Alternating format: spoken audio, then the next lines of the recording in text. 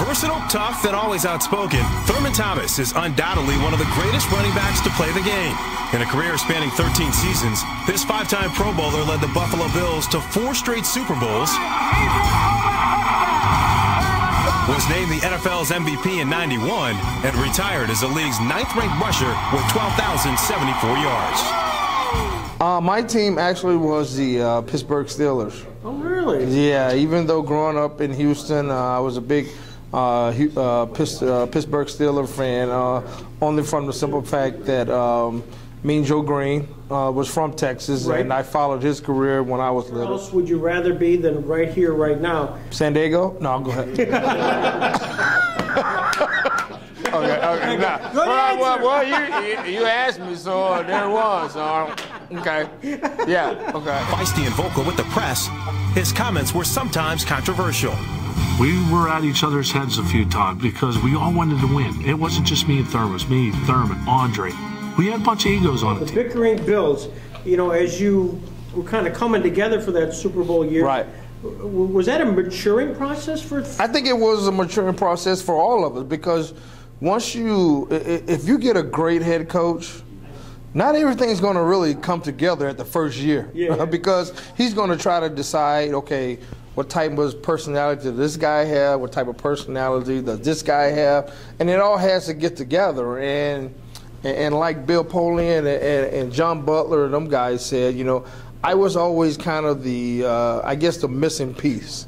They had the defense, they had the wide receivers, they just didn't have the running back. And once I got there and felt comfortable around these guys, and I've always been an outspoken guy about it because I've always been team-oriented. And I know Jim Kelly was, you know, he was the head dog in Buffalo, no doubt about it. He was a guy that everybody looked up to. But I just felt deep down inside from all the teams that I was on, even in high school, junior high, and college, that just wasn't the way to go for it, about talking about your teammates and stuff like that. So even though I did call out Jim Kelly back in 1989, I think it was something that was needed. I think it was something that really helped that football team. And if you look at the last game of the season that we played against the Cleveland Browns in the playoffs, you notice all the guys holding hands on the sideline. And I think at that point, even though we lost a football game, it was something that we can build on. Breaking the record of one of the NFL's most legendary players in history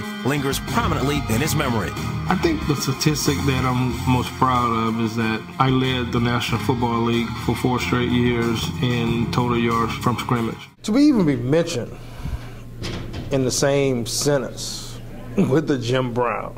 And I know Jim Brown held the record of leading the league in consecutive yards from scrimmage 3 years in a row. And, you know, even when I got to 2, people were saying, well, you're 1 away from Jim Brown, from tying this record. And when I got to that record, they were like, well, if you lead it this year, you can break Jim Brown's record. And that to me was just like, you got to be kidding me. Right. I mean, probably the best player who could have played at any time, even today. Ever in a day, Eddie Abramowski. And I showed him base football cards, one after another, and I gave him Thurman Thomas, and he reacted to you. How would you act if I gave you Eddie Abramowski's football card? What would you say about Eddie? Oh, wow. Well, the first thing that come to my mind would be pigeons. That's right. That would be the first thing that come to my mind, because I saw him the other night at Jim Kelly's surprise party, and the first thing I said to him was, how the pigeons doing? Because, you know, he flies pigeons. He's a professional pigeon flyer. He was a guy who loved football, and he always said to me, you may think that you're a tough guy, and I always remember him saying this, you may think you're a tough guy, but I know somebody who was tougher than you. And I'm like, hey, there's nobody that was tougher than me. And he always would say, Cookie Gilchrist. Our area, we lay claim to a guy named Shane Conlon. What's he mean to Thurman Thomas? Oh, Shane Conlon. Oh, I used to kick Shane's ass every day. Oh, man. You know, he was a rookie of the year and all that stuff, but Shane was a great guy. You know, me and Shane used to always, when I first got there in 1988, you know, the first thing I noticed about Shane was that, you know, he had these he had these little calves. He got these little calves about that big, and I got little calves too, but mine was always bigger than Shane. And but he had this enormous head on him. I mean, his head was huge, and obviously coming from Penn State, which is a linebacker, which they called back then. So it was great to go against a guy like that. He was one of those guys who I went up against in training camp a lot, and I think with naming Shane Conlon, Darryl Talley, Cornelius Bennett, and those guys, those guys are really the ones that made me pretty much a ball player that I was today. As far as Darryl Talley was pretty shy on the sidelines. What's your impression of that? Pretty shy. You kidding me, right? Wait a minute. If you kidding me, right? Any guy that says when we're behind against Houston 35-3, and he gathers up everybody on the sideline and goes, "All right, we have them right where we want them right now." Any guy that says that, are you kidding me? And we're down 35-3? No. And he gathers up everybody on the sideline and says, "All right, we got them right where we want them now." And we go out to proceed to, win the football game in overtime 41-38, But that was, besides all the things that happened in that comeback game against Houston, that's the one thing that jumps off is at the top of my head. And it's not even Christie winning, kicking the field goal, or Frank Reich throwing the touchdown pass to Andre Reed, or covering the onside kick. It's Darryl Talley saying those words that really hits home with what our team was all about. What's Cornelius? What did he mean to the team? He sort of came on a team from the trade from Indianapolis. Was that really a big impetus for the team?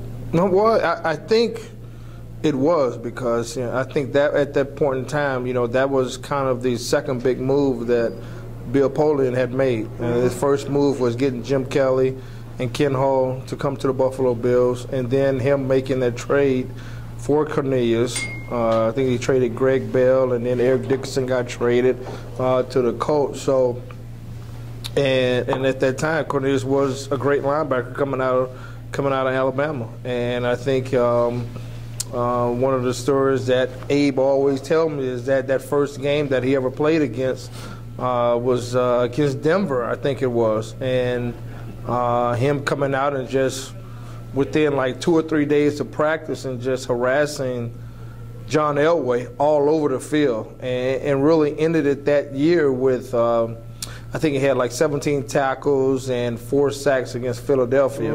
And so, I mean, that was key. Look at Thurman Thomas can point out his running ability, how he goes about, making a cut into the hole, or, really setting up a linebacker to make a miss, or coming out of the backfield, a great pass routes that he runs. But from my standpoint, one thing that separated Thurman Thomas from just being that great all-purpose running back was his attention to details. The all 90s decade team, there's Thurman Thomas and there's Emmitt Smith. I mean, that's pretty heady company. I always talk to Emmett and Barry about, Barry played 8 games indoors. Emmett played in Texas, where there's pretty much good weather year-round, and in Buffalo, I maybe got 5 games in that were good weather games. So yeah, exactly. So when I talk to those guys, I always tell them, I probably lost about 3,000 or 4,000 yards just playing in weather like that. So I could be right up there at the beginning, right up there at the top of the list, but I had to play, as you can see, people out there fishing. Ice fishing, or whatever the hell they doing out there.